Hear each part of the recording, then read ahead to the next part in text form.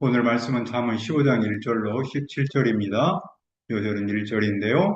유순한 대답은 분노를 쉬게 하여도 과격한 말은 노를 격동하느니라. 말씀의 제목은 유순한 대답은입니다. 우리는 하루에도 많은 말을 주고받습니다. 그런데 우리의 말은 단순한 소리가 아닙니다.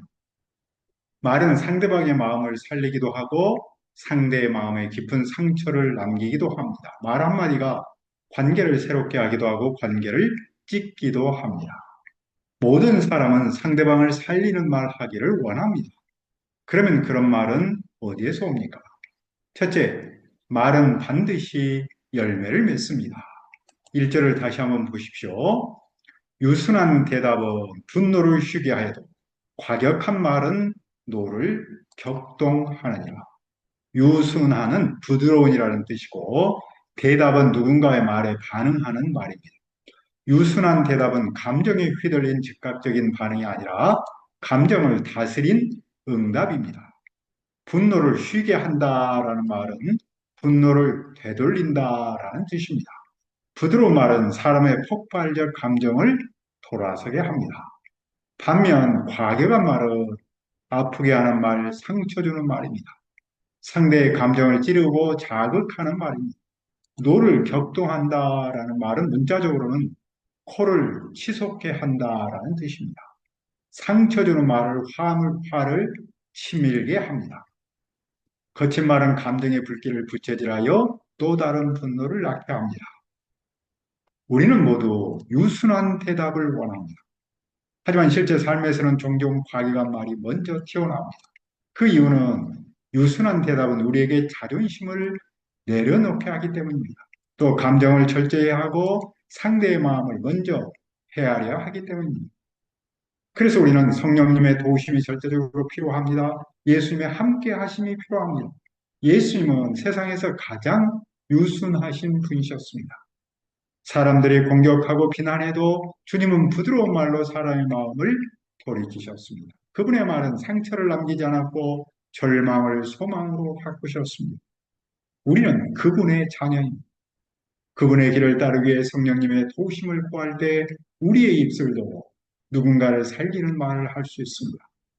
공동체를 평안하게 하는 유순한 대답을 할 수 있습니다. 그러면 우리의 유순한 대답은 어디에서 나옵니까? 2절입니다. 지혜 있는 자의 혀는 지식을 선히 베풀고 미련한 자의 입은 미련한 것을 쏟느니라.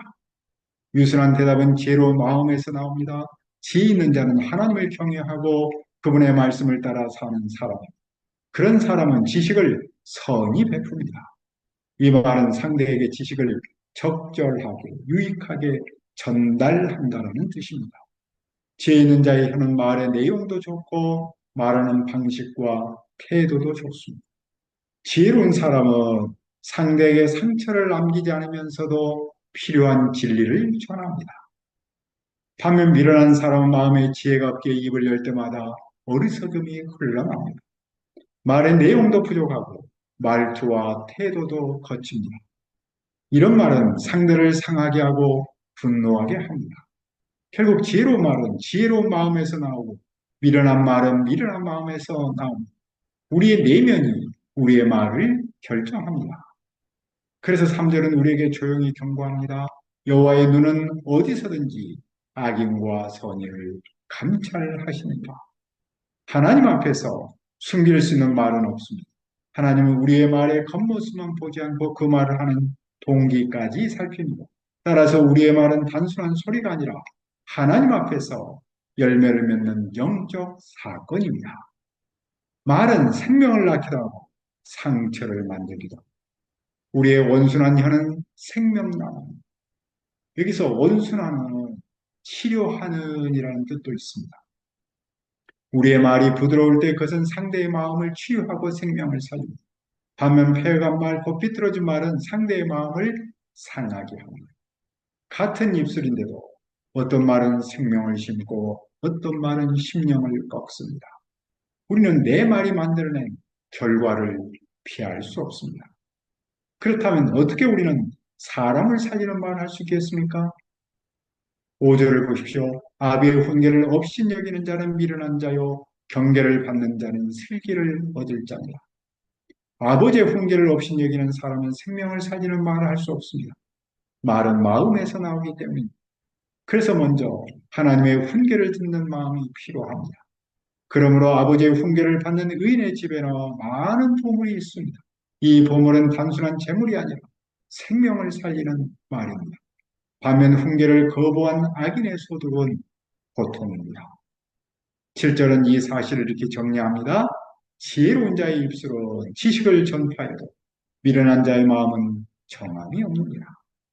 지혜로운 사람은 마음에 지혜가 있으므로 자연스럽게 유익한 지식을 말합니다. 그러나 미련한 사람은 마음 자체가 비어 있어서 말할 것이 없습니다. 결국 말은 단순한 언어가 아닙니다. 말은 관계를 비추는 거울이고 마음을 드러내는 창문입니다. 말은 반드시 그 사람의 열매를 맺습니다. 그러면 그 말의 뿌리는 무엇입니까? 둘째, 말의 뿌리는 마음입니다. 8절을 보십시오. 악인의 제사는 여호와께서 미워하시도 정직한 자의 기도는 그가 기뻐하십니다. 여기서부터는 말보다 더 깊은 곳, 곧 마음의 뿌리로 시선을 옵니다. 하나님은 제사의 형식보다 마음의 진실함을 보십니다. 악인의 제사는 겉으로는 경건해 보이지만 하나님은 그 마음을 미워하십니다. 반면 정직한 자의 기도는 물질이나 외적 모양 때문이 아니라 그 마음의 성실함 때문에 하나님을 기쁘게 합니다. 결국 마음이 정직하지 않으면 말도 정직하지 않습니다. 마음이 거칠면 말도 거칩니다. 그러므로 하나님은 악인의 길은 미워하셔도 공의를 따라가는 자는 사랑합니다. 하나님은 사람의 말보다 그 사람이 걸어가는 길, 즉 삶의 방향을 보십니다. 겉으로 아무리 종교적인 말을 해도 마음이 하나님께 향하지 않으면 그 말은 힘을 잃습니다. 반대로 의의 길을 걷는 사람은 하나님 사랑의 대상입니다. 왜냐하면 하나님은 형식이 아니라 마음과 삶의 방향을 보시기 때문입니다. 이런 점에서 하나님은 즉 하나님의 길을 배반하는 사람을 엄하게 징계합니다. 견책을 싫어하는 사람은 죽을 겁니다. 스월과 아바돈도 여호와 앞에 드러납니다. 스월은 죽은 사람이 사는 곳이고 아바돈은 멸망의 장소입니다. 죽은 사람의 나라와 멸망의 나라도 여호와 앞에 드러납니다. 하물며 살아있는 사람의 마음을 하나님 앞에 숨길 수 있겠습니까? 사람의 마음은 하나님 앞에서 완전히 드러납니다. 그런데도 거만한 사람은 칭찬받기를 좋아하지 않습니다. 거만한 사람은 하나님과 그분의 말씀을 비웃는 사람입니다. 그들은 칭찬받기를 싫어하고 배우려 하지 않고 지혜로운 사람 곁에도 가지 않습니다. 입술의 말은 그럴듯하지만 그 마음은 하나님 앞에서 닫혀 있습니다. 그러니 배우지 않는 마음은 결국 지혜로운 말을 할 수 없습니다. 배움이 사라지면 말도 차갑고 관계도 깨집니다. 그런 마음의 결과가 무엇입니까? 13절은 이렇게 마음의 즐거움은 얼굴을 빛나게 하여도 마음의 근심은 심령을 상하게 하느니라. 마음의 상태는 얼굴로, 태도로, 말투로 그대로 드러납니다. 마음의 즐거움은 얼굴을 빛나게 합니다. 마음의 즐거우면 말도 즐겁습니다. 내 마음의 즐거우면 상대방에게 하는 말도 즐겁습니다. 하지만 내 마음에 근심이 있으면 내 심령을 상하게 합니다. 내 심령이 상하면 상대에게 하는 말도 까칠합니다. 마음이 거치면 말도 거칩니다. 입술의 문제는 결국 마음의 문제입니다. 그러므로 명철한 자의 마음은 지식을 요구합니다. 즉 하나님과 그분의 말씀을 알고자 하고 배우고자 합니다. 하지만 미련한 자의 입은 미련한 것을 즐깁니다. 그의 마음이 미련하니 입술에서 나오는 것도 미련한 뿐입니다. 그러면 어떻게 마음의 상태가 삶을 바꿉니까? 15절을 보십시오. 고난받는 자는 그날이 다 험악하나 마음이 즐거운 자는 항상 찬치하느니라. 여기서 고난받는 자는 환경의 어려움을 가리키지 않습니다.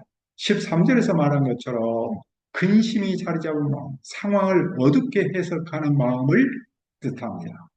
이런 마음을 가진 사람은 모든 날이 험악합니다. 험악하다는 말은 나쁘다라는 뜻입니다.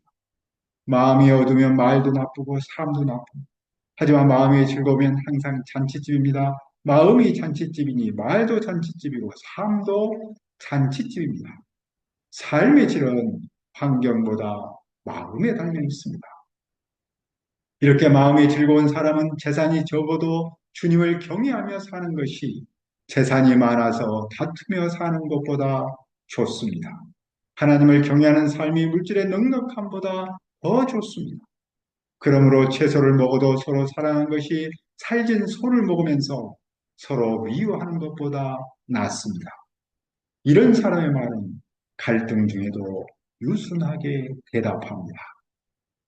우리가 삶의 현장에서 과격한 말 대신에 유순한 대답을 하려면 어떻게 해야 합니까? 말은 반드시 열매를 맺고 그 말의 뿌리는 마음이라는 사실을 기억해야 합니다. 말만 바꾸려고 해서는 변화가 일어나지 않습니다. 먼저 마음을 하나님께로 돌이켜야 합니다. 입술이 아니라 마음이 새로워질 때 그 마음에서 흘러나오는 유순한 대답이 분노를 쉬게 하고 관계를 회복합니다. 우리의 가정과 공동체가 하나님께로 돌아서 마음에서 나온 유순한 말로 넘치기를 기도합니다. 하나님 아버지, 우리가 과격한 말 대신에 유순한 대답을 하도록 도와주시옵소서. 먼저 마음을 하나님께로 돌이키도록 도와주옵소서.